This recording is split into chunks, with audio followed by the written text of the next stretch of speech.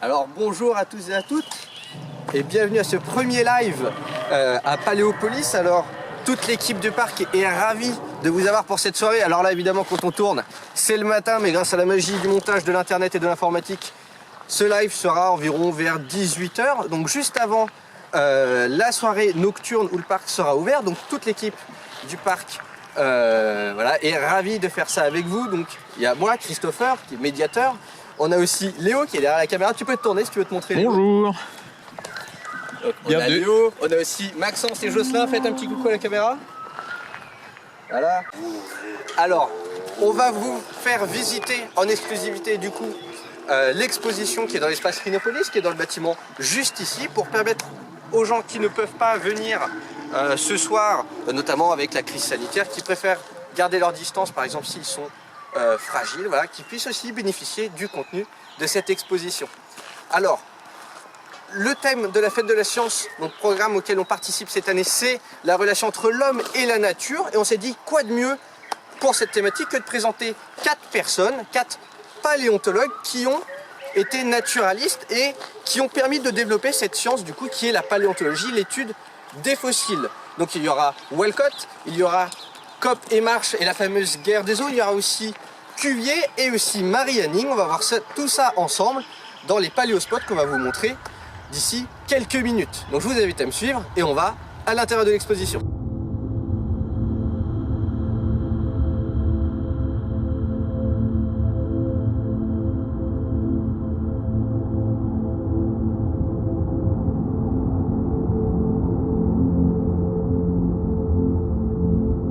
Alors nous voici dans la première salle de l'exposition du coup de l'espace qui s'appelle l'espace Rhinopolis. Alors c'est une salle qui s'appelle la salle pré-cambrien parce que par définition c'est la période de la Terre qui se passe avant le Cambrien. On n'aurait pas pu faire plus simple.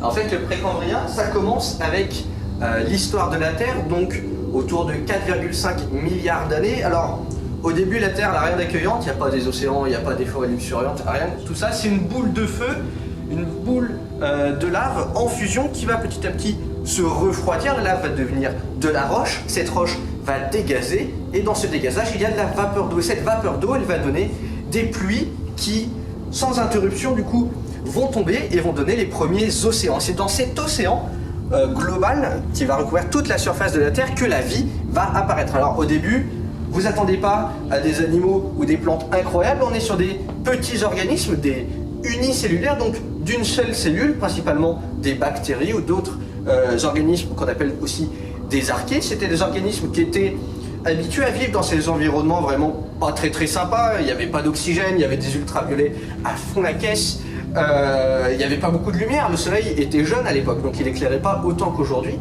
Et malgré tout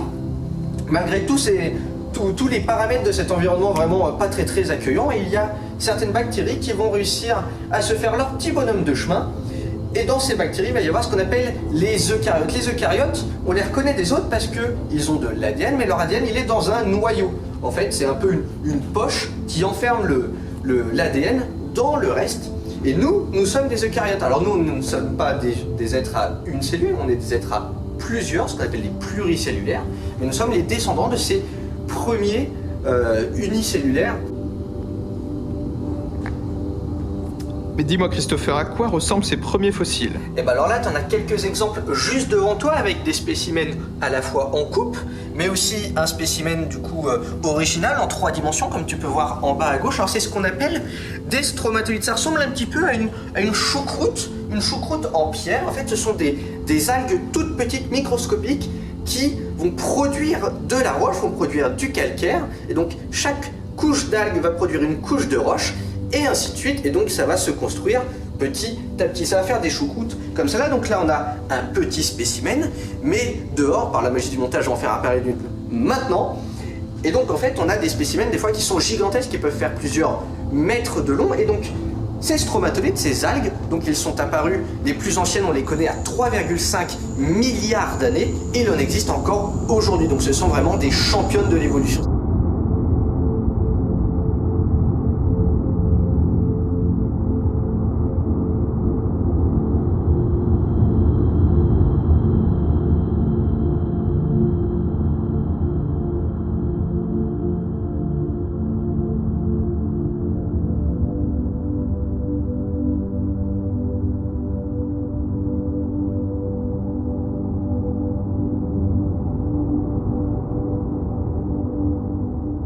Alors petit à petit, le vivant va se diversifier, on va passer d'une cellule à plusieurs. En fait, c'est beaucoup plus pratique. C'est une très bonne stratégie parce que quand on est une colonie de plusieurs cellules, eh ben, certaines peuvent s'occuper d'aller chercher de la nourriture, certaines peuvent s'occuper de mouvoir toute la colonie, certaines vont faire de la photosynthèse par exemple, et c'est comme ça qu'on va passer d'organismes à une cellule à des organismes à plusieurs cellules.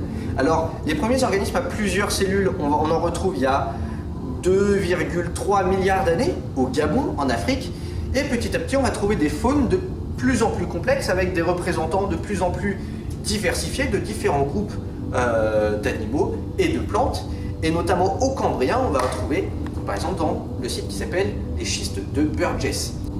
Alors je ne peux pas vous parler des schistes de Burgess sans vous parler du monsieur qui a permis de connaître ce site. Il s'appelle Charles Doolittle Walcott et ça va être un peu notre première parenthèse, notre première personnalité qu'on va explorer ensemble. Alors Walcott, il est né en 1850, il est né aux États-Unis. Alors c'est pas un géologue ni un paléontologue de formation, il n'a pas fait d'études, il vient d'une famille assez pauvre en fait, et il a commencé à s'intéresser aux fossiles en trouvant dans son jardin et près de chez lui, il trouvait principalement des trilobites. Alors je vais vous montrer à quoi ça ressemble des trilobites, comme ça vous allez bien comprendre. Alors là, quelques exemples de trilobites, et en fait c'est un animal qui veut dire tout simplement 3 lobes et non 3 pénis, comme certains pourraient rigoler. Alors en fait 3 lobes parce qu'on peut le découper en 3, de gauche à droite, vous voyez la partie du milieu avec une partie de chaque côté, mais on peut aussi le découper de haut en bas, vous voyez, avec la tête, le thorax et le pygidium, c'est un nom scientifique juste pour dire que c'est le cul du trilobite en fait. Et donc il y a eu plein de formes au cours du Paléozoïque. Le Paléozoïque c'est la première grosse part, quand on découpe le temps en plusieurs parts, c'est une des premières grosses parts. Et donc les trilobites, voilà, ils ont eu une radiation de malade, il y a eu plein de formes, il y en a eu des gros, il y en a eu des petits, il y en a eu avec des épines, il y en a eu avec des grosses têtes, et ils ont disparu lors de la première crise biologique il y a 250 millions d'années. Mais ça, on va en parler plus tard. On va revenir sur Walcott et les schistes de Burgess. Alors, donc Walcott, au début, c'était un petit garçon qui s'intéressait aux fossiles parce qu'il en trouvait près de chez lui, et il s'est mis à les revendre pour se faire un petit peu d'argent de poche, et il les a revendus à un paléontologue qui était vachement connu à l'époque, qui s'appelle Louis Agassiz. Alors son nom vous dit peut-être rien, mais la bestiole qu'il a découvert et décrite ça va vous dire quelque chose, c'est le mégalodon. Le mégalodon, c'est le plus grand requin qui ait jamais existé, il fait jusqu'à 16 mètres de long. Alors Walcott, du coup, petit à petit, il va devenir géologue, il va être embauché par la Société géologique des États-Unis. C'est un peu l'équivalent de notre bureau de recherche géologique et minière chez nous en France, qu'on appelle le BRGM. Et donc il va monter les échelons petit à petit, il va commencer géologue standard entre guillemets, et il va devenir ensuite carrément directeur. Sa carrière va pas s'arrêter là, il va entrer dans la Smithsonian Institution, qui est un collectif de musées, c'est même le plus gros collectif de musées, de collections de musées aux États-Unis puis au monde. Et donc lui, il va en devenir le secrétaire général, et donc autant dire qu'il va plus avoir l'occasion beaucoup de faire de la recherche sur le terrain et d'aller chercher des cailloux, des fossiles sur le terrain. En 1909, Walcott il entend parler de fossiles de poissons pétrifiés, il ne sait pas trop, en provenance des Rocheuses canadiennes. Donc au Canada, les Rocheuses c'est la chaîne de montagnes qu'il y a à l'ouest, côté Pacifique. Et donc du coup il y va dans son temps libre, il va pendant ses vacances avec sa famille pour avoir des main d'œuvre pas chères. Il a 3 enfants, il a sa femme qui vient de lui filer un coup de main. Sur place, il retourne des cailloux et tout de suite il se rend compte qu'il y a des fossiles qu'il connaît pas vraiment, qui sont dans un très très bon état par rapport à l'âge qui date. Ces fossiles datent de 520 millions d'années, et pourtant on a très très bien les détails, on a parfois même les organes, et donc du coup il va s'intéresser beaucoup à ces fossiles, mais encore une fois, comme il a beaucoup de travail parce qu'il est secrétaire de la Smithsonian Institution, il va venir pendant ses vacances, pendant les années qui vont suivre, et au total jusqu'à sa mort en 1927, il va ramasser pas moins de 64 000 spécimens qui vont être stockés pour la plupart au musée du Smithsonian aux États-Unis. Alors quand Walcott il va prendre un petit peu de temps libre pour étudier les fossiles qu'il a ramenés, donc sa collection de 64 000 spécimens, il va se rendre compte en fait que ce site il est très intéressant parce qu'il y a les premiers représentants de groupes d'animaux qu'on retrouve encore aujourd'hui. On va trouver les premiers coraux. Tiens, viens. Donc là par exemple on a des coraux, alors celui-là il date pas du Cambrien, mais c'est un bon représentant des premiers coraux qu'on peut trouver. On a aussi des animaux qui ressemblent à des méduses, comme là ce que tu as ici. On a des lises de mer au milieu. Les lises de mer c'est des cousines des étoiles de mer et des oursins. On va aussi avoir des représentants, bien suis-moi. On va avoir des représentants des mollusques avec des bivalves, donc des mollusques comme par exemple les huîtres. On va aussi avoir les premiers mollusques qui vont donner par la suite les céphalopodes. Les céphalopodes, c'est ceux qui ont des tentacules. Alors on a tout ce qui est ammonite, on a tout ce qui est pieuvre, sèche, calamar. Et on va aussi avoir les trilobites que j'ai présentés juste avant. Donc voilà, plein de formes. Donc les trilobites, c'est les cousins des cloportes, des crustacés, des insectes, des mille-pattes et des araignées. Tout ce qu'on appelle les arthropodes qui ont une protection, un exosquelette, c'est-à-dire que les tissus mous, ils sont dans une armure, entre guillemets. Là où nous avons un endosquelette. Notre squelette, il est à l'intérieur de notre corps, c'est la charpente pour porter notre chair, mais nous, on va en parler de nous un petit peu après. Et parmi tous les fossiles qu'il a, eh ben, il y a des animaux qui ressemblent à rien de ce qu'on connaît aujourd'hui. C'est vraiment des aliens en quelque sorte. Et on a par exemple celui-là, l'Anomalocaris. Alors l'Anomalocaris, il a une histoire un peu étonnante qui mérite qu'on s'y arrête une minute. Alors en fait, quand ils l'ont trouvé la première fois, il était désarticulé. On a trouvé au début ses appendices sur le devant. Est-ce que tu peux te rapprocher pour bien les montrer? Et en fait, quand on a trouvé ça, on trouvait que ça ressemblait à une crevette. Et c'est vrai que quand on prend une crevette, qu'on lui coupe la tête pour la manger avec de la mayonnaise, ça ressemble un peu à ça. On dirait le corps d'une crevette décapitée. Donc du coup, ils l'ont appelé crevette étrange, l'Anomalocaris. Après, ils ont trouvé, alors tu arriveras peut-être à le voir par le dessous, ils ont trouvé une bouche en forme de rond. Et ils se sont dit, bah, ça ressemble un peu à une méduse. Et donc du coup, on a dénommé un autre fossile, alors j'ai oublié le nom mais c'est pas très grave, et on a dit que c'était une méduse. Après on a trouvé les plaques qui sont sur les côtés ici, plaques allongées, et quand on les a trouvées séparées toutes seules les unes des autres, eh ben, on a cru que c'était des concombres de mer. Et au final, dans les années 60, donc bien après la mort de Walcott, qui je rappelle est en 1929, bien après sa mort, il y a des nouveaux paléontologues, nouvelle génération qui s'est penchée sur sa collection de fossiles, et ils se sont rendus compte qu'il existait un fossile qui regroupait tout. Et en fait, on avait l'animal en entier. Et on s'est rendu compte du coup que ce qu'on prenait pour une crevette, c'était des appendices pour saisir la nourriture, que ce qu'on prenait pour une méduse, c'était la bouche, et ce qu'on prenait pour des concombres de mer, c'était des plaques qui bougeaient, qui servaient en fait à l'animal de nager. Comme le premier nom qui a été donné, c'est crevette étrange, Anomalocaris, et bah du coup la loi, la nomenclature zoologique qui sont les lois qui régissent comment on donne des noms aux animaux, fait que on garde le premier nom qui a été donné, et donc cet animal s'appelle l'Anomalocaris. Alors c'est un arthropode, c'est un cousin très éloigné des insectes, des trilobites, des mille-pattes, etc. Mais ces animaux n'ont aucun représentant actuel, c'est vraiment des aliens, mais sur Terre. Alors on a un autre animal aussi qui est complètement what the fuck. C'est celui-là, c'est Opabinia, c'est une bestiole avec une espèce de trompe préhensible, un peu comme un alien, comme la mâchoire de l'alien. Il avait 5 yeux, voilà, 2 c'était pas suffisant, il en avait 5. Et pareil, ces animaux, ils ont disparu sans laisser de traces. Alors, au Cambrien, dans la faune de Burgess, donc on a vu qu'on a les représentants d'animaux qui existent encore aujourd'hui. On a des animaux, en revanche, qui ressemblent vraiment à rien et qui n'ont pas de descendants. Et parmi les animaux qui existent encore aujourd'hui, il y a des petits animaux qui ont eu un succès, on pourrait dire considérable, parce que nous en sommes, ce sont les cordacés des animaux. Alors, à cette époque, ils n'étaient pas bien gros, ils faisaient la taille d'un pouce, mais ils avaient quelque chose que les autres n'ont pas, ils avaient une colonne vertébrale. Et donc, ces animaux vont se diversifier dans les millions d'années qui vont suivre jusqu'à aujourd'hui pour donner les vertébrés.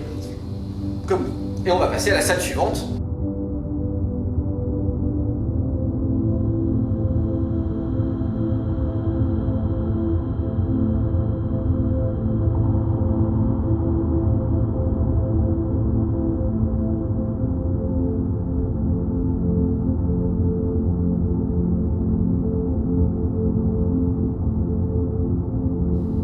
Alors les millions d'années passent et on va voir apparaître les premiers poissons. Alors c'est un terme qu'il faut prendre avec des guillemets que les scientifiques n'aiment pas et que normalement on ne doit plus utiliser, mais nous on est des fous, on est dehors la loi, donc on va continuer de dire des poissons. Alors dans les poissons il y a une grande diversité, on a des poissons osseux, comme nous on va aussi avoir les premiers requins, donc là par exemple celui-là qui est le Cladocella, qui est un des premiers représentants des poissons dits cartilagineux. Ils n'ont pas de l'os, ils ont du cartilage, en cartilage.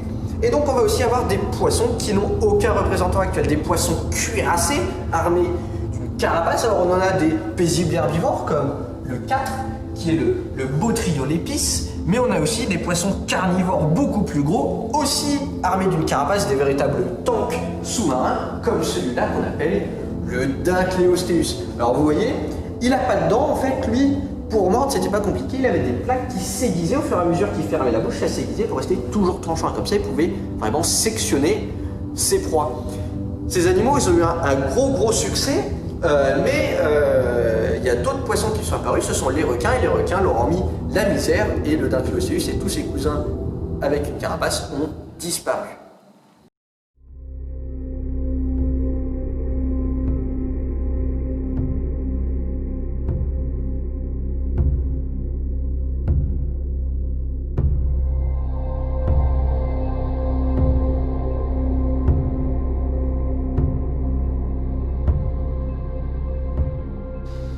Alors certains poissons vont se dire que la terre ferme c'est peut-être pas mal et qu'il faudrait tenter l'aventure, et donc l'évolution va les munir d'organes, donc déjà les pattes c'est mieux pour pouvoir bouger sur la terre ferme, mais aussi des poumons pour pouvoir respirer à la surface, et donc c'est comme ça que la sortie des eaux, comme on l'appelle traditionnellement, va s'opérer. Alors attention, les poissons ce ne sont pas les premiers à venir sur la terre ferme, les plantes les ont devancés, les insectes les ont devancés aussi, mais du coup les premiers amphibiens, parce que c'est ça qu'on va obtenir quand les poissons vont évoluer du coup pour conquérir la terre ferme, on va arriver sur les premiers amphibiens, et donc les amphibiens arrivent et vont profiter de cet environnement qui est quand même beaucoup plus convivial que la mer où il y a toute une flopée de prédateurs.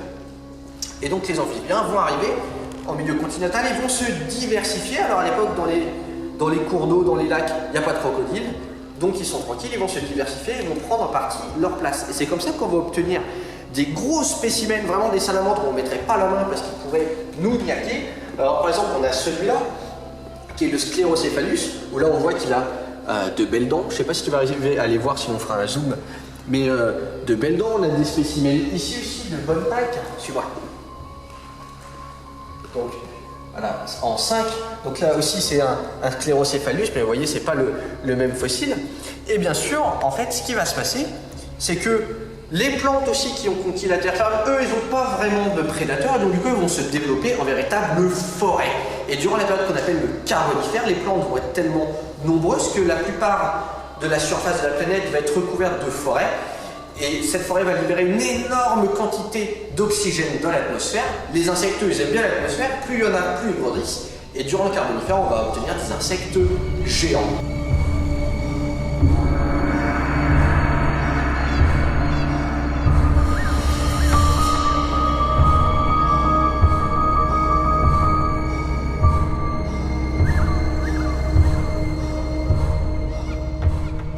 Par exemple des libellules de très bonne taille. Là par exemple, juste au-dessus ici on a la Méganora qui a été trouvée à Coventry, et donc c'est une libellule qui fait 70-80 cm, donc c'est quand même pas mal, c'est la taille de certains oiseaux de proie que nous on a aujourd'hui. On a aussi des mille-pattes. Alors on en a un qui est illustré juste là, il est à peu près à taille réelle, donc en fait il faut imaginer un mille-pattes qui fait environ 3 mètres de long. On a aussi des scorpions de bonne taille, des scorpions qui faisaient jusqu'à 1 mètre de long. Et dans cet environnement relativement dangereux, parce que les insectes n'étaient pas tous sympathiques, on a nos amphibiens, voilà, qui vivent leur vie dans l'eau, qui vont se spécialiser, et certains d'entre eux vont de plus en plus s'adapter à vivre sur la terre ferme. Ils vont avoir une coquille sur leurs œufs, donc ils vont pouvoir pondre leurs œufs sur terre, et leur peau va se recouvrir d'écailles qui va empêcher qu'ils se dessèchent, et surtout qu'ils soient obligés d'aller dans l'eau régulièrement pour mouiller leur peau. Les reptiles, ils vont avoir un succès incroyable. C'est un des modèles biologiques vraiment qui va marcher le mieux. Ils vont conquérir tous les milieux. Certains vont retourner vivre dans l'eau, d'autres pour la plupart vont rester vivre sur la terre ferme, et certains vont même conquérir les airs avec ce qu'on va voir ensuite, les ptérosaures. Le Carbonifère va prendre fin, le climat va changer, les insectes géants vont disparaître, les gros amphibiens pour la plupart aussi, mais les reptiles, eux, qui sont des waders, vont continuer. Ils vont donner deux grands groupes, les dinosaures qu'on va voir juste après, mais une partie des reptiles va aussi donner les mammifères dont nous faisons partie. Alors, les mammifères et les dinosaures, ils vont à peu près apparaître en même temps, mais les mammifères, eux, ils vont plutôt rester dans l'ombre. C'est plutôt les dinosaures qui vont avoir le devant de la scène et qui vont conquérir la Terre pendant pendant pas mal de millions d'années, environ 150. Ils vont commencer autour de 225 et disparaître quand la météorite va frapper la Terre il y a 66 millions d'années. Alors, les dinosaures, on les connaît relativement bien aujourd'hui. Il y a beaucoup de fossiles et il y a certains paléontologues qui sont carrément fait la guerre pour trouver des fossiles de dinosaures et c'est ce qu'on va vous présenter maintenant avec le Paléospature. Alors là, on est avec Maxence qui est médiateur lui aussi à Paléopolis et il va nous parler de la guerre des eaux, un véritable combat entre deux paléontologues, Kopp et Marsh. Max, présente-nous un peu cet épisode de l'histoire de la paléontologie. Donc voilà, ces deux personnages attachants que sont Othniel Charles Marsh et Edward Drinker Kopp. Donc c'est deux paléontologues influents de la fin du 19e siècle qui sont connus surtout pour une querelle qui s'appelle la guerre des eaux. La guerre des eaux, c'est une rivalité qui a éclaté entre ces deux paléontologues et qui a abouti à une course aux fossiles et à des situations rocambolesques. Alors je vais vous parler un petit peu de ces personnages pour commencer. Kopp et Marsh, ils se sont rencontrés, lorsqu'ils se sont rencontrés, ils se sont très vite liés d'amitié. Les deux avaient pourtant une vision différente de l'évolution biologique. Marsh était darwiniste alors que Kopp était néo-lamarckiste. Mais pourtant les deux avaient une entente très cordiale. Ils ont même nommé chacun des espèces en l'honneur de l'autre. Et un jour, leur relation s'est dégradée. Donc, je vais vous présenter les deux versions de la façon dont ça s'est dégradé. Je vais vous présenter d'abord la version de la légende entretenue par Marsh lorsqu'il s'est prononcé sur la guerre des eaux auprès d'un journal new-yorkais en 1890. Donc voici comment il a raconté l'histoire. Donc, selon lui, la guerre des eaux aurait commencé comme ceci. Kopp, tout fier d'avoir découvert un nouveau squelette de reptile marin qu'il a appelé Elasmosaurus, a décidé d'inviter Marsh à un congrès pour lui en mettre plein la vue avec sa trouvaille. Et donc il lui a montré ceci, l'Elasmosaurus. On peut aller là-bas parce qu'on a un squelette là. Et donc voilà un squelette d'Elasmosaurus, mais comme vous pouvez remarquer ici, il y a quelque chose qui ne va pas. Là, sur cette représentation-là, vous voyez qu'il a un cou court avec une très longue queue, alors qu'en réalité, l'Elasmosaurus avait un long cou et une queue courte. Et bien ça, Marsh l'aurait fait remarquer à Kopp en plein congrès de paléontologie, lui mettant ainsi la honte devant tout le monde, et c'est comme ça que la querelle aurait éclaté. En réalité, ça ne s'est pas tout à fait passé de cette façon-là. Alors, il est difficile de dire exactement quand ça a commencé, mais il semblerait bien que ce soit Marsh qui ait commencé, puisque un petit peu avant 1870, il aurait fait quelque chose de pas très honnête, c'est-à-dire soudoyer les ouvriers d'une carrière pour qu'ils lui fassent parvenir des fossiles à lui plutôt qu'à Kopp. Évidemment, Kopp l'a su et l'a très mal pris.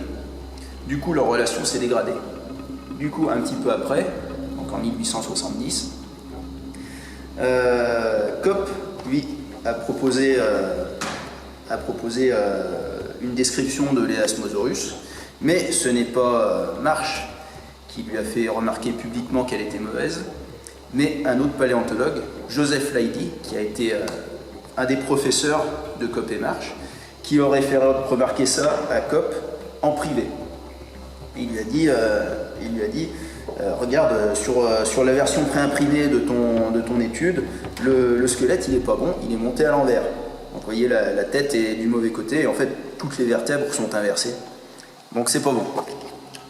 Alors Kopp, pour limiter les dégâts, pour éviter que trop de monde ne voit les versions préimprimées de son étude où le squelette est mal monté, il s'est dit je vais récupérer toutes les versions préimprimées et je vais les détruire, comme ça il n'y aura pas de souci. Sauf que ce petit filou de Marsh, il a eu une version préimprimée de l'article de Kopp entre les mains. Et du coup, il n'a pas manqué de le narguer avec ça, de lui dire mais ton montage, il est pas bon, tout ça. Et donc, il l'a probablement nargué jusqu'à la fin de sa vie avec ça. Et donc c'est à partir de là vraiment que la rivalité, que les hostilités ont éclaté. Alors les deux se sont lancés du coup dans une ruée vers l'os à qui décrirait le plus d'espèces fossiles. Et surtout à qui décrirait le plus de dinosaures, parce que déjà à l'époque, les dinosaures c'est ce qu'il y avait de plus sexy. Donc ils se sont tout fait, ils ont fait tout ce qu'ils ont pu pour décrire plus d'espèces que l'autre, et pour que l'autre décrive aussi moins d'espèces qu'eux, parce qu'ils n'ont pas hésité à se tirer dans les pattes. Pour la petite histoire, Marsh, il n'a pas hésité à fouiller dans des terrains assez dangereux, parce que je vous rappelle qu'on est à la fin du 19e siècle, donc en pleine période de ruée vers l'or, aussi, pas seulement de ruée vers l'os, en pleine période de ruée vers l'or, donc les relations avec les communautés amérindiennes étaient parfois belliqueuses. Et donc Marsh, il a rencontré un chef Sioux du nom de Red Cloud, et il lui a proposé un deal. Il lui a dit si vous me laissez fouiller sur vos terres, je vous achète les fossiles que je trouve et je soutiens votre cause auprès du département de la Défense à Washington. Alors finalement, Marsh, il a effectivement soutenu la cause des Amérindiens auprès du gouvernement. D'après ce que j'ai trouvé, il aurait oublié de payer les fossiles qu'il a déterrés. Bon, ça peut arriver de faire un oubli, hein. Quelle tête en l'air ce Marsh. Finalement, les deux se sont fait les pires crasses. Par exemple, ils se sont envoyés des espions, donc des hommes de COP allaient infiltrer les rangs de Marsh et inversement pour aller piquer des informations sur les lieux de fouille ou voler directement des fossiles, voire détruire les fossiles. Et parfois, même les deux n'hésitaient pas à dynamiter les sites de fouille après leur passage, de manière à ce que cet abruti de Marsh ou cet imbécile de COP ne puisse pas fouiller derrière l'autre. Donc ils ont fait de belles saloperies. Hein. Au final, c'est en quelque sorte Marsh qui a eu le dernier mot, parce qu'il a décrit environ 80 espèces de dinosaures contre 56 pour COP. Finalement, il s'est avéré plus tard que bon nombre de ces espèces étaient des doublons, puisqu'il décrivait ça à la hâte pour faire mieux que l'autre. Et donc parfois il trouvait un os, il le décrivait, hop, nouvelle espèce, il trouvait un autre os, il le décrivait, hop, nouvelle espèce, donc à partir de presque rien, et sans forcément faire attention à ce qui a été fait avant, ou à ce qui a été fait par l'autre. Du coup, au final, ils avaient décrit parfois plusieurs fois la même espèce, sous forme de plusieurs espèces différentes, ou ils avaient décrit une espèce que l'autre avait décrit aussi, et elle lui avait donné un autre nom. Donc finalement, plus tard, on s'est aperçu que au moins la moitié des espèces qu'ils avaient découvertes, en tout cas concernant les dinosaures, étaient des doublons. Mais il n'empêche qu'ils ont trouvé quand même beaucoup d'espèces différentes et qu'ils en ont décrit énormément. Ils ont fait un nombre considérable de publications pour décrire leurs fossiles. Et en particulier COP, qui, même s'il a découvert moins de dinosaures, a découvert et décrit des centaines d'espèces fossiles, autour de 1000 espèces, puisque lui, il était très intéressé par les fossiles de poissons, donc il en a décrit énormément. Il a même décrit aussi des espèces actuelles d'amphibiens et de reptiles, donc il était autour de 1000 espèces, il a publié plus de 1400 études, c'est vraiment considérable. Marsh n'en a pas fait autant, mais il a publié plus de dinosaures. Finalement, COP nous a quittés en 1897 et Marsh l'aura suivi 2 ans après, probablement emporté par le chagrin de la perte de son vieil ami et de la frustration de ne pas avoir pu lui dire une dernière fois à quel point le montage de son élasmosaure était pourri. Et ici, on a le squelette d'Allosaurus, un dinosaure décrit par ce cher Marsh en 1877. C'était un grand carnivore qui vivait à la fin du Jurassique. Vous voyez, il pouvait mesurer jusqu'à 9 mètres de long. Et regardez, ses bras sont particulièrement impressionnants. Contrairement au tyrannosaure, il avait des bras très développés, avec des grosses griffes. Et il vivait quand, lui, du coup, l'allosaure? Il vivait à la fin du Jurassique, autour de 150 millions d'années. Et puis si vous regardez plus bas, là, on a le crâne d'un diplodocus, également décrit par Marsh, et qui a été contemporain de l'allosaure. D'accord, et donc ils ont vécu en même temps. Et donc Ils le ont vécu- diplodocus était la proie de l'allosaure? Ils ont vécu en même temps et au même endroit, et potentiellement l'allosaure a pu chasser des diplodocus. D'accord. Bah, du coup, Maxence, merci pour ce paléospot incroyable sur la guerre des os, c'est bien marré. Alors du coup, si on revient un peu sur nos reptiles, donc les reptiles, ils ont un succès fort sur la terre ferme, avec notamment les dinosaures. Dans les airs aussi, ça va plutôt bien marcher les reptiles, avec ce qu'on appelle par exemple les ptérosaures, littéralement les reptiles volants. Alors, là, on en a quelques exemples en hauteur. Donc là, on a Tupuxura. Si tu te tournes, tu verras, il y a des spécimens un peu plus petits. Ici, on a un Tapeyara, on a un Anangara qui est un peu plus grand. Bon, il existe des spécimens encore bien plus grands, notamment un Quetzalcoatlus qu'on a dans l'autre bâtiment, que vous pourrez voir si vous venez visiter le parc. Et aussi, les reptiles ont un fort succès dans les mers avec les reptiles marins. Alors, il y en a plein de sortes et une des personnes qui les a étudiés, c'est Marie Hanning, la paléontologue Marie Hanning. Et on a Jocelyn, médiateur scientifique, qui va nous présenter tout ça. Alors comment parler des relations entre les hommes et la nature sans parler d'une femme? Trop souvent écartées de la communauté scientifique, il en est pourtant des femmes qui ont marqué les sciences par leurs travaux, tels que Marie Curie, la radioactivité, Rosalind Franklin et la structure de l'ADN, ou Jane Goodall et la primatologie, pour ne citer que. Mais comme a dit Christopher, celle qui nous intéresse aujourd'hui a été une figure pionnière dans l'étude des fossiles à l'époque où la paléontologie n'était encore qu'à ses débuts, c'est Marie Hanning. Alors Marie Hanning, elle n'était pas prédestinée à marquer les sciences, elle est née le 21 mai 1799 dans une petite ville côtière du sud de l'Angleterre, à Lyme Regis, et à l'âge de 15 mois, la petite Marie est emmenée pour voir un spectacle de chevaux et un éclair frappe l'arbre sur lequel elle était portée, tuant les 3 personnes qui étaient avec elle, et Marie est la seule à y avoir survécu, ce qui va profondément changer son comportement. Elle qui était plutôt faible et sujette aux maladies va se révéler pleine de vie et intelligente. La famille Hanning était pauvre. Le père était ébéniste et il partait souvent chercher des fossiles près des falaises de Lyme Regis, qu'on surnomme aujourd'hui la Jurassic Coast, la côte jurassique, car les tempêtes érodent les falaises de la côte et libèrent des fossiles qui proviennent des mers du Jurassique il y a près de 200 millions d'années. Et il revendait les fossiles qu'il découvrait aux touristes de passage pour gagner quelques sous de plus. Et il emmenait souvent ses enfants, Marie et son frère Joseph, pour l'aider dans sa quête. À la mort de leur père, les enfants Hanning redoublent d'efforts pour chercher des fossiles et en 1811, Joseph découvre un crâne de plus d'1 mètre de long d'un ichthyosaure et Marie Hanning met le reste du squelette au jour quelques mois plus tard.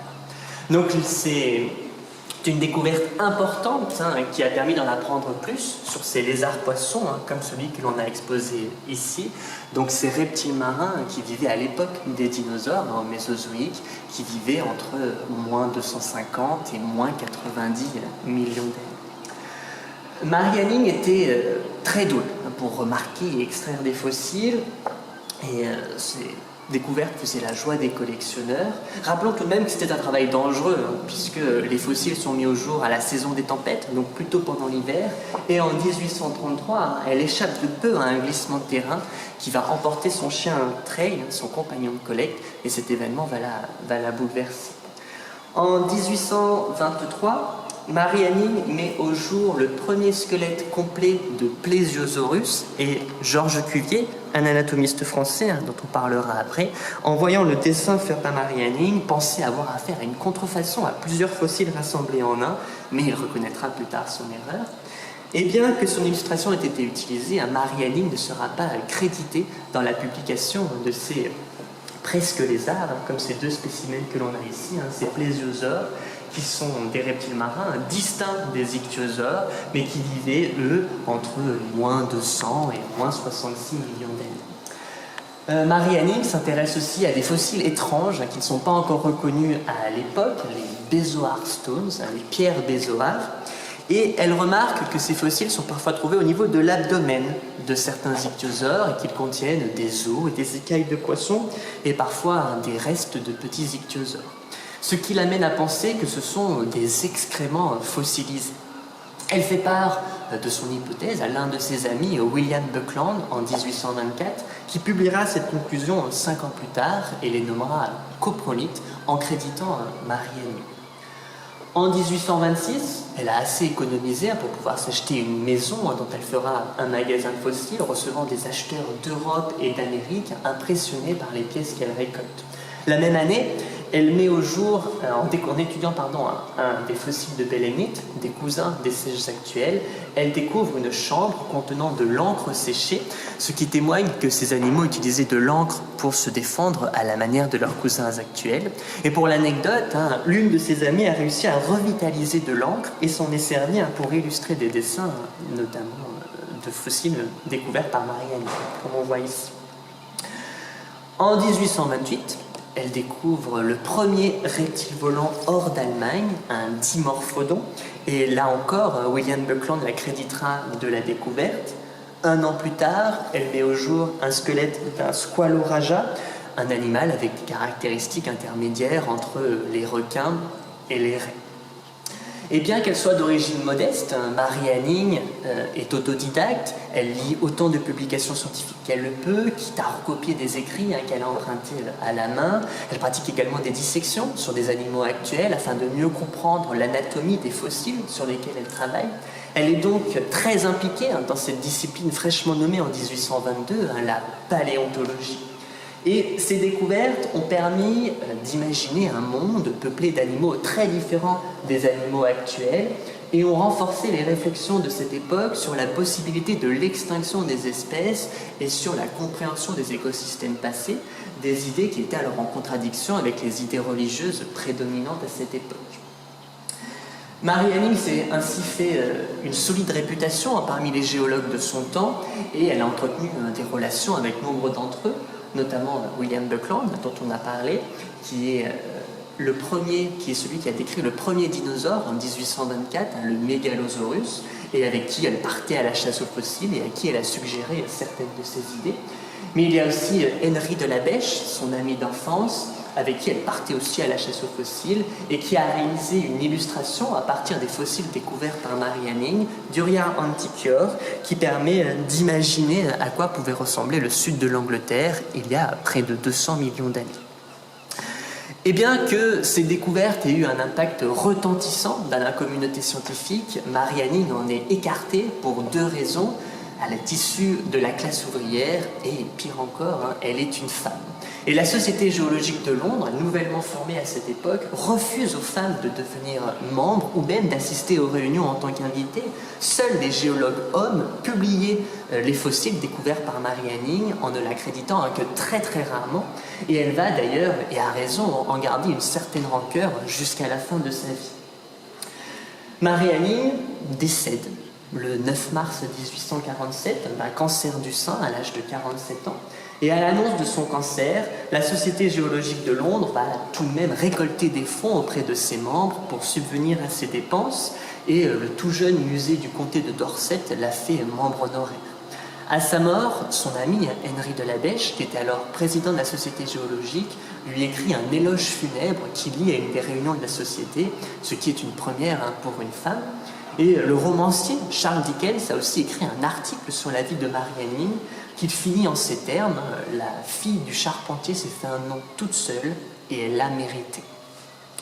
Marie Anning, on le voit ici, a donc été une figure pionnière de la paléontologie, qui a été trop souvent oubliée à son époque, mais encore aujourd'hui, alors que ses découvertes, alors qu'elle a largement contribué à mettre en lumière l'existence d'un monde avant les êtres humains, et à comprendre ces mondes habités par des animaux très différents de l'actuel. Merci Jocelyn pour ton intervention, c'était parfait. On doit beaucoup à Marie Anning, nous en tant que paléontologue, donc voilà, on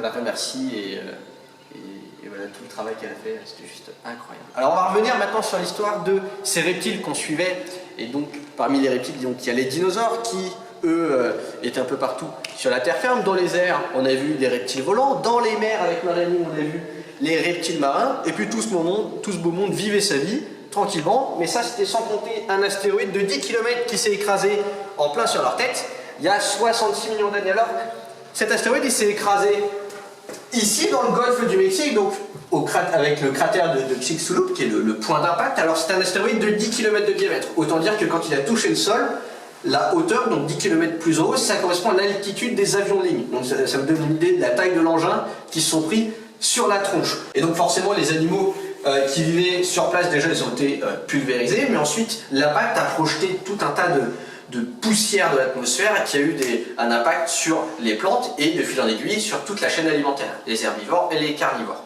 Alors, la plupart des dinosaures ont disparu, mais pas tous, parce qu'on sait aujourd'hui que les oiseaux sont des dinosaures, donc quand vous mangez du poulet, vous mangez du dinosaure par exemple.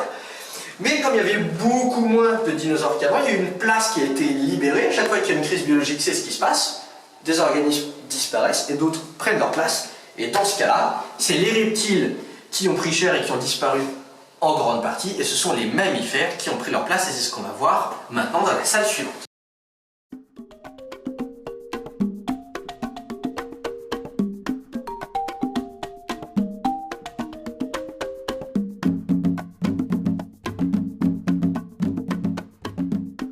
Alors les mammifères, au début, ça va être des mammifères de petite taille, c'est ceux qui ont survécu à l'impact. Les mammifères de petite taille, ils mangent pas beaucoup et ils mangent de tout. Autant dire qu'ils sont pas difficiles à nourrir et c'est comme ça qu'ils ont facilement survécu. Au bout de quelques millions d'années seulement, vu qu'il y a beaucoup de place, eh ben, ils vont se diversifier, ils vont gagner en taille. On va voir apparaître les premiers mammifères des grands groupes qui sont encore présents aujourd'hui.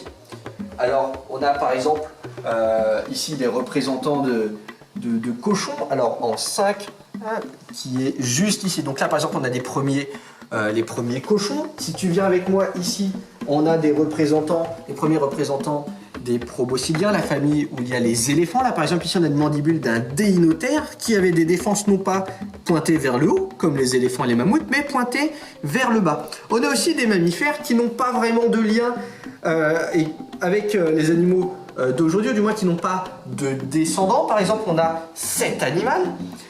Alors, quand on voit les dents qu'il a, on se doute bien qu'il ne mangeait pas des plantes. Cet animal, il s'appelle l'Andrewsarchus. Il a été trouvé par le paléontologue Roy Chapman Andrew en Mongolie. Et en fait, cet animal, on sait, de par des fossiles d'animaux qui sont apparentés à lui, qu'il avait probablement des sabots. Donc en fait, on peut imaginer un espèce de loup géant, mais à la place des griffes, il avait des sabots. Cet animal, il n'a pas de descendants actuels. Et pour le placer dans l'arbre du vivant, c'était assez compliqué.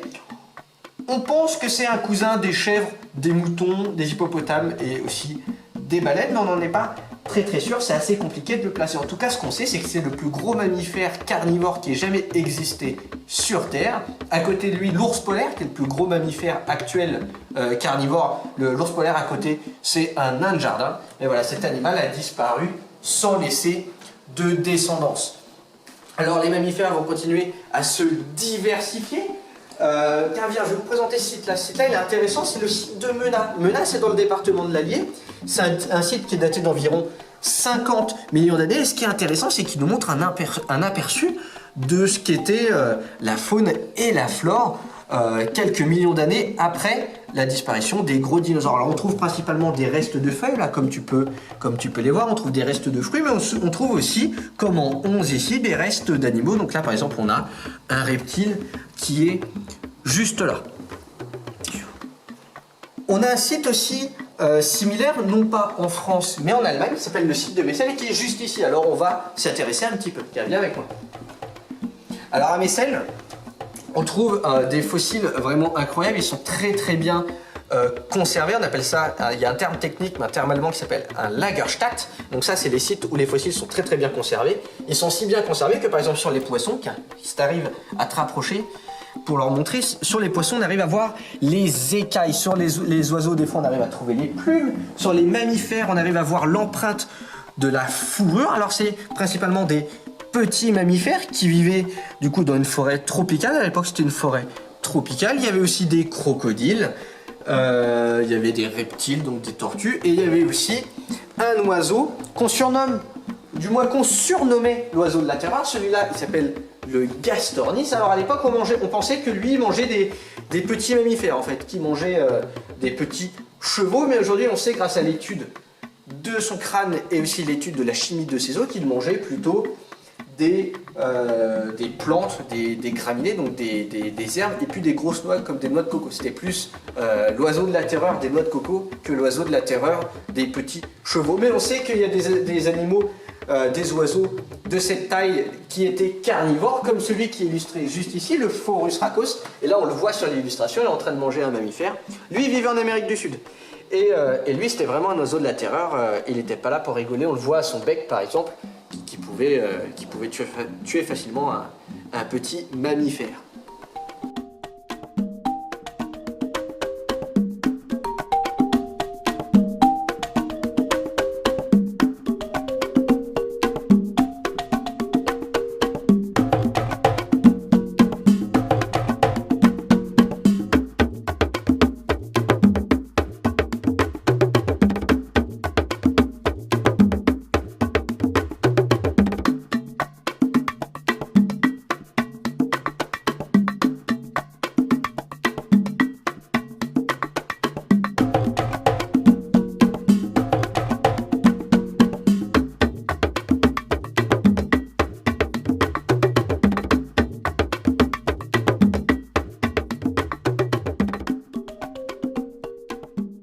Alors là, on arrive dans une salle qui est très intéressante. C'est une salle sur la paléontologie locale. Ici, à Paléopolis, il y a 23 millions d'années, c'était un lac bordé d'une forêt tropicale, ce qu'on appelle la Limagne.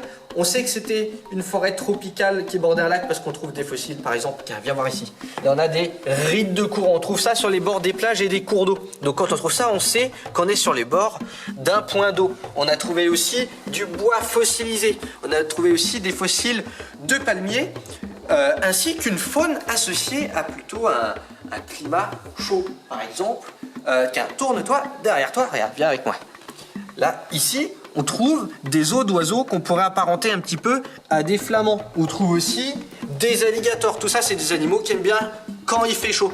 Et on a trouvé aussi un animal beaucoup plus massif, un rhinocéros sans cornes qui s'appelle le Diaceratorum et qui a été étudié par Georges Cuvier en premier. Et ça, c'est Léo qui va nous en parler tout de suite. Alors pourquoi je vais vous parler de Georges Cuvier ? Parce que Georges Cuvier, c'est une personnalité extrêmement importante pour la paléontologie dans le monde. Donc voici Georges Cuvier, il ressemblait à ça.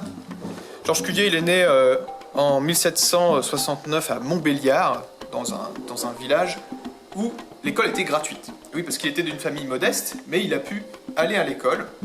Alors, dans cette école, il a lu des ouvrages extrêmement importants de zoologie, de la science des animaux, par exemple d'Aristote, mais aussi plus récent de Buffon, un autre zoologiste français. Alors, Georges Cuvier, il va continuer ses études. Il va aller dans une université à Stuttgart, en Allemagne, où là, il va étudier beaucoup les fossiles, mais aussi un petit peu de droit administratif pour son futur travail en France, qui se passera en Normandie, dans une famille. Il sera précepteur. Alors, précepteur, c'est pas un travail de scientifique, mais lui, à côté, quand il a beaucoup de temps libre avec son travail de précepteur, il va pouvoir disséquer des animaux, comme les animaux de la grande propriété, donc le perroquet, le chat, il se fait plaisir, les animaux qui sont morts sur la propriété.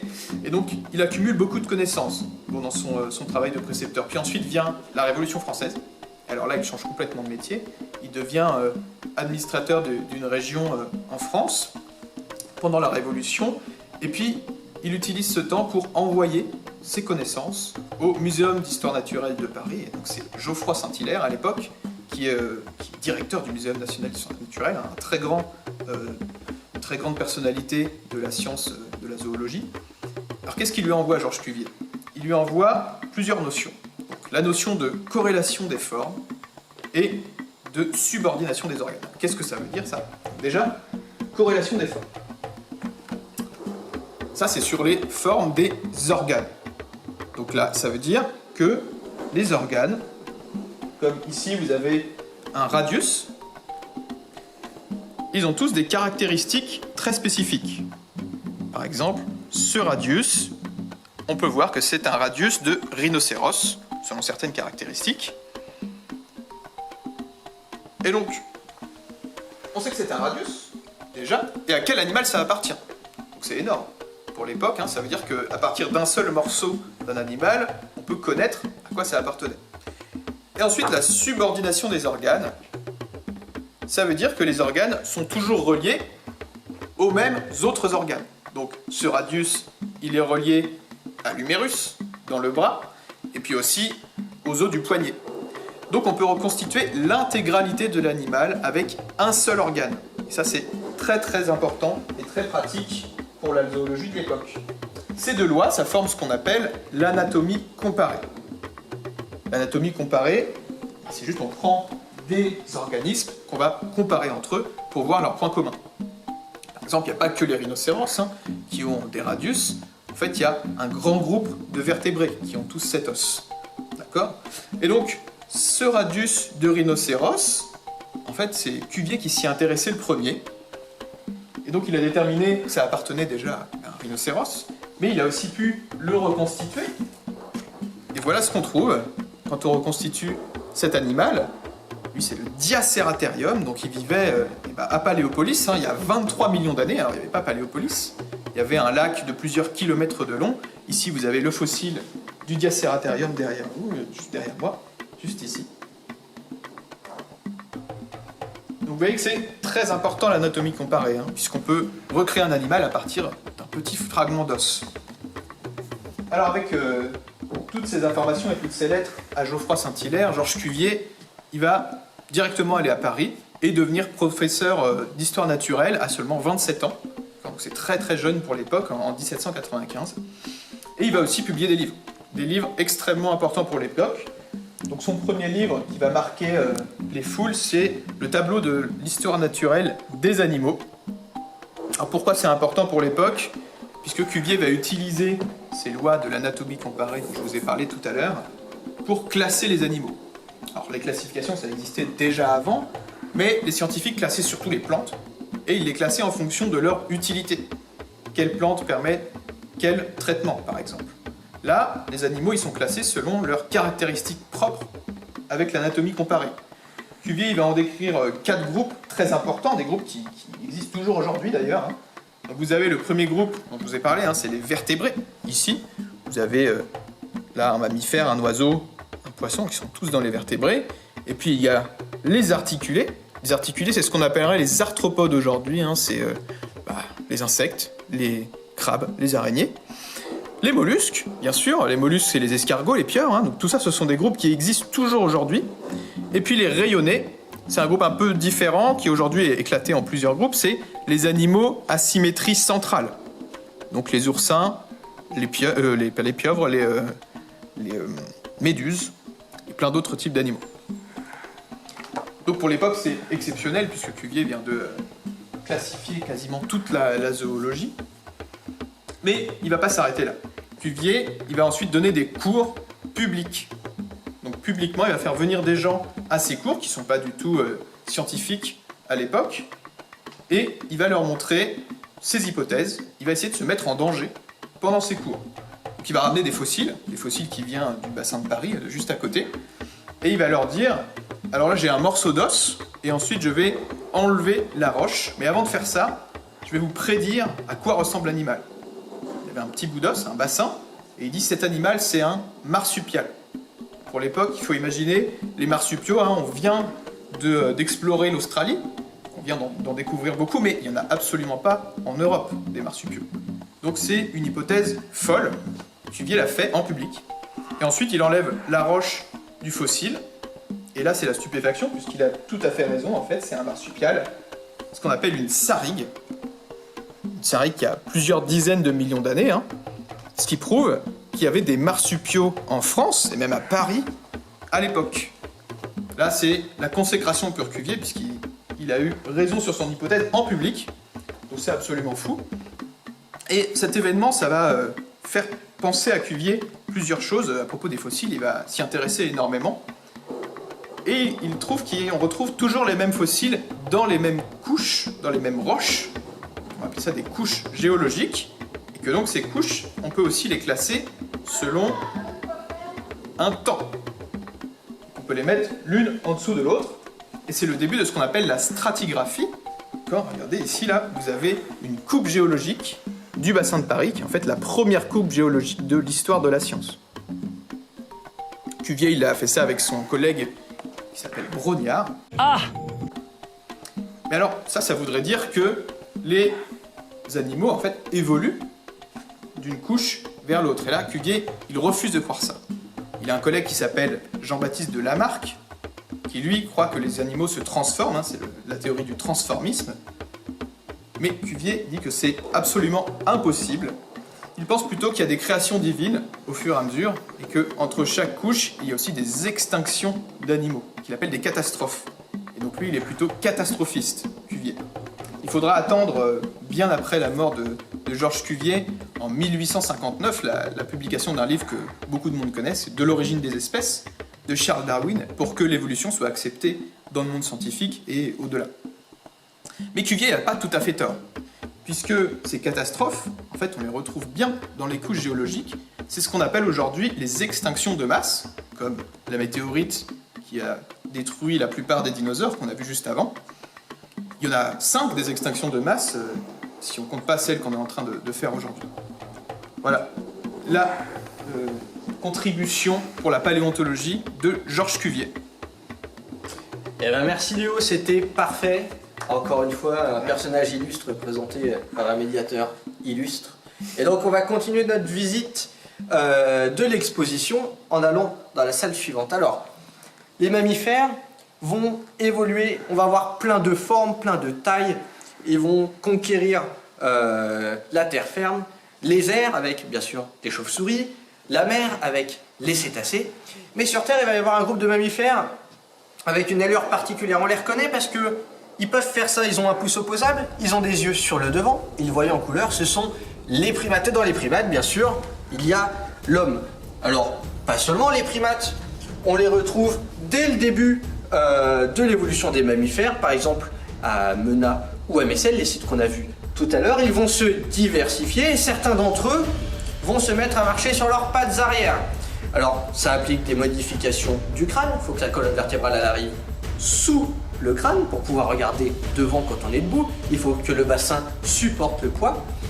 Mais petit à petit, voilà, les hominidés vont se faire une place sur la Terre. Alors là, par exemple, on a quelques fossiles assez connus. Lucie, qui est une australopithèque, alors on la présente, pu trouver en Éthiopie il y a 3,2 millions d'années. À côté, on a une piste qui a été trouvée à Laetoli en Tanzanie, donc c'est pas très très loin, qui est aussi attribuée à de l'australopithèque. Ici on voit du coup des empreintes d'un adulte et puis à côté les empreintes d'un jeune. Il y a même une étude en cours qui viserait à montrer qu'il y aurait un petit qui aurait marché dans les empreintes de l'adulte parce qu'on voit des dépressions par endroits. Donc étude en cours, on saura dans les années à venir. Alors les hominidés vont se diversifier, on a les gorilles, on a les chimpanzés, on a les orang-outans et on a les hominini, ce qu'on appelle une tribu. Et dans les hominini, on va trouver tout ce qui est australopithèque, les paranthropes et le genre Homo, dont nous appartenons. Alors là, par exemple ici, on a quelques crânes d'hominini archaïques. On a ici le sahelanthrope. Le sahelanthrope, son surnom c'est Toumaï. Toumaï, c'est le plus vieux représentant de la lignée humaine. Il a été trouvé au Tchad il y a environ 7 millions d'années. On a ensuite des australopithèques, on a les paranthropes comme celui-là ici qui est l'équivalent d'un australopithèque mais très costaud, très robuste. On voit qu'il a un crâne très massif. Et ensuite on a le genre Homo avec Homo habilis, Homo erectus et par exemple les deux espèces les plus connues, Néandertal et Sapiens, notre espèce. Voilà, on a quelques spécimens d'hominidés. On a aussi des artefacts. Les artefacts, ce sont des objets qui sont conçus en tapant des cailloux. Ils ont fait des cailloux plus tranchants. Ils se sont dit, tiens, ça serait utile pour couper de la viande, couper de la peau et s'en faire des outils, tout simplement. Alors ces hommes, ils vivaient pas tout seuls. Ils ont connu, bien sûr, une faune. Et là, par exemple, on a quelques animaux qui ont vécu durant l'ère glaciaire. L'ère glaciaire, c'est un événement climatique qui a frappé la Terre il y a quelques milliers d'années, qui s'est terminé autour de 15 000 ans environ. Ça s'est terminé de manière progressive, bien sûr. Là, par exemple, on a une défense de mammouth qui est un original. On a aussi un original de crâne de rhinocéros laineux. Ce fossile il est intéressant. Alors, c'est une copie, mais c'est un bébé mammouth. Alors, ce bébé mammouth, il a été congelés, et c'est comme ça qu'on a retrouvé sur le fossile justement la peau. Et on retrouve l'oreille, on retrouve la trompe, qui sont des parties du corps où il n'y a pas d'os. Donc normalement on n'aurait pas dû les retrouver, mais là comme la peau et les muscles sont préservés, du coup on arrive à retrouver ces parties du corps.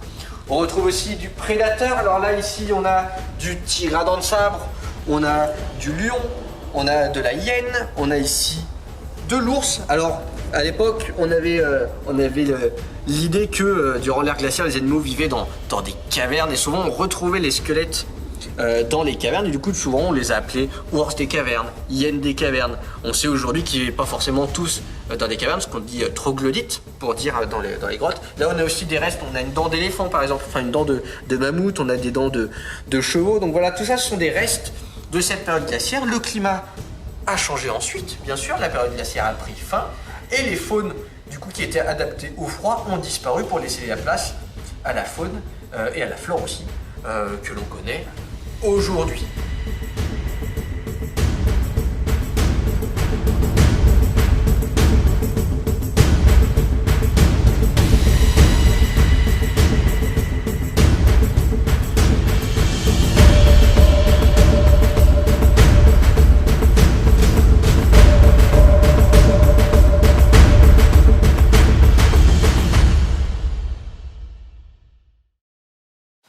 Alors on vient de faire ensemble un voyage de presque 4 milliards d'années d'évolution. On a vu tout un tas de fossiles, des témoins d'organismes qui ont vécu il y a longtemps. Ces organismes, cette diversité qu'on a pu observer, elle est le fruit d'un processus, l'évolution. Darwin a commencé à s'y intéresser et il a notamment fait un livre assez connu, c'est De l'origine des espèces de 1859, dans lequel il parle de la sélection naturelle. Pour faire simple, au sein d'une même population, certains ont un avantage contrairement aux autres. Ceux qui ont l'avantage survivre et vont donner cet avantage à leurs descendants. Ceux qui ne l'ont pas sont désavantagés et vont disparaître. Et c'est comme ça que les espèces se transforment au cours du temps. On va expliquer la sélection naturelle avec les mammouths qui sont derrière moi.